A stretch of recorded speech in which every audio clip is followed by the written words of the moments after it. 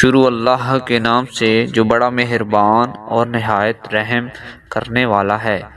سیدنا ابو درداء رضی اللہ تعالی عنہ سے مروی ہے کہ رسول اللہ صلی اللہ علیہ وآلہ وسلم نے فرمایا، علم والے کو عبادت گزار پر اتنی فضیلت حاصل ہے جیسے چاند کی بقیہ ستاروں پر ہے۔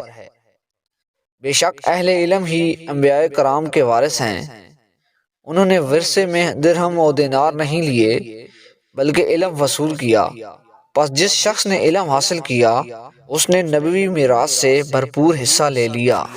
سیدنا معاویہ رضی اللہ تعالی عنہ سے مروی ہے کہ نبی کریم صلی اللہ علیہ وآلہ وسلم نے فرمایا، جب اللہ تعالی کسی بندے کے ساتھ خیر و بھلائی کا ارادہ کرتا ہے تو اس کو دین میں سمجھ بوجھ عطا کر دیتا ہے۔